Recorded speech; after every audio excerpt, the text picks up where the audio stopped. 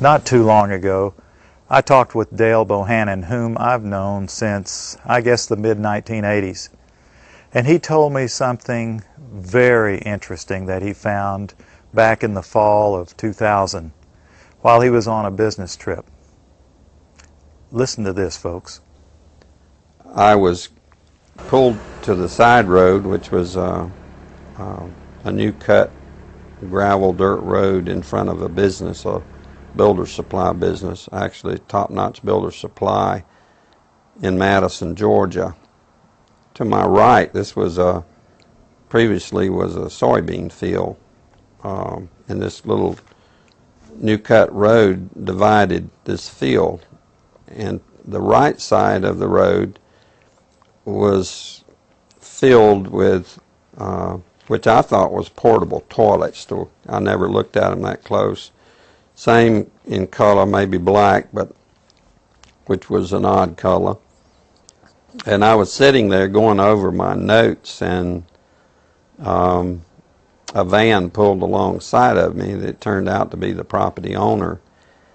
And he greeted me, and he was by himself, and so we had a good little dialogue there, and I asked him about the field of black boxes.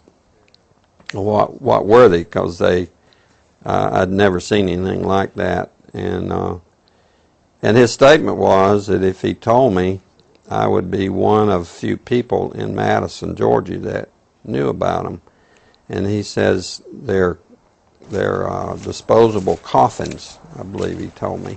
And he says there's 100, at that time he said there was 125,000 there. And they were stacked, he told me 15 high. I asked him who owned them, and he stated that the CDC owned them and that they were leasing the land, leasing his land for storage. And he said his brother worked with the CDC in Atlanta and had been asked by the CDC to do a 3-year extension to place temporary morgues all across the nation. So in January of this year, 2005, we decided to drive to beautiful Madison, Georgia and take a look for ourselves. It was on a Sunday and no one was around, with the exception of this one pickup truck that was coming out the narrow road that we were going in on next to this field. We flagged down the pickup truck, and it was providential that the driver of this pickup truck turned out to be the son of the man that owned this field. So naturally we started asking him questions. And he told us that not long ago there had been as many as 500,000 of these grave liners or disposable coffins. We asked him for permission if we could look around, and he said yes, so we did.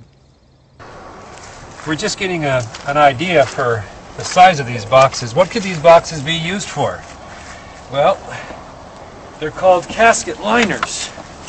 And that's an interesting term, isn't it?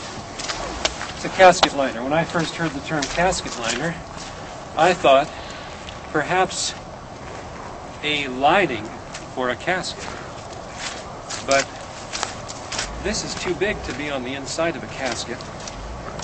So certainly this could be used as a casket. This is an inexpensive casket. And you can see the size here. There's lots of room.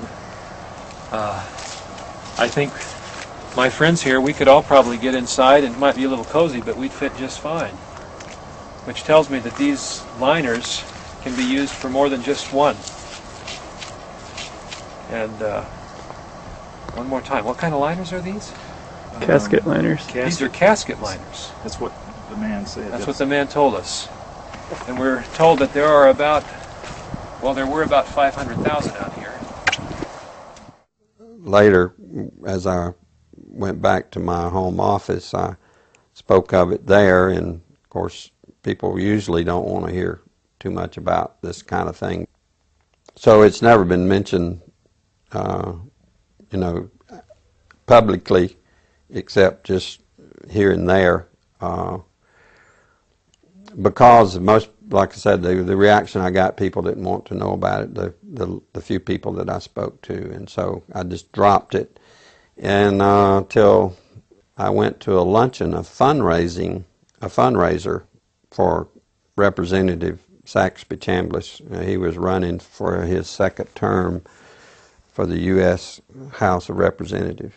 And it was a crowd, probably 100, maybe 150. It was congressmen, senators, state senators, and mayors. There was one table we probably had 2 3-star generals and a couple of 1-star with their spouses. So it was a real high-powered meeting. But the keynote speaker was a congressman, and I don't remember his name. He'd just been in the House for a long time, and he was the chairman of the Armed Services Committee. And so he just spoke in behalf of Representative Chamblis and the importance of having him on board to be reelected due to our threats. But it had to do with the nuclear devices that was missing from the old Soviet Union, and it had gotten into terrorist hands, and it was, the emphasis was on the critical state that we face in this country. And he said we could lose tens of millions of people in the next decade, and he used those terms, due to a nuclear strike on U.S. soil. And I was sitting there, and it became very clear to me that that could very well explain why just weeks, I mean, could be 2 to 3 weeks prior to that meeting, that I had stumbled upon these, at that time, 125,000 disposable liners or caskets or coffins or whatever they could be termed as in that soybean field in Madison, Georgia. Did you catch what he said, friends? At this high-powered meeting, it was in Perry, Georgia, near Robins Air Force Base, the largest employer in the state of Georgia, Robins Air Force Base. The chairman of the Armed Services Committee was the keynote speaker. The chairman of the Armed Services Committee, whoever that may be, used to be Sam Nunn of Georgia, from the district I was born and raised in.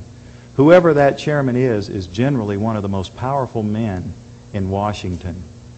And I can't remember the chairman's name at that time myself, but he said, this was in the year 2000, I believe, that in the next 10 years, possibly due to nuclear strikes, tens of millions of people could lose their lives. And we've just read what our prophet said.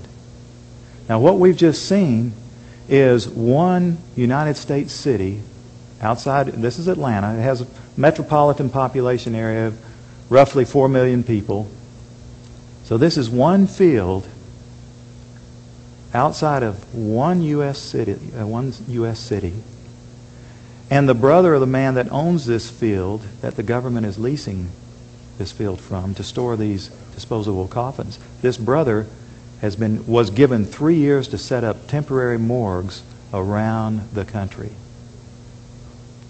Now, we found the website that we think these disposable coffins were made at, and we noticed that the lids that they're advertising on the website were rounded. But the lids, hundreds of thousands of lids there, the lids we found, folks, were flat, and they were reinforced. You know what that could mean? You can stack them on top of each other. That's a lot neater to stack them in disposable coffins than what we saw after the tsunami, when we would see bulldozers digging holes and taking bodies and pushing bodies into holes. America can stomach this much better.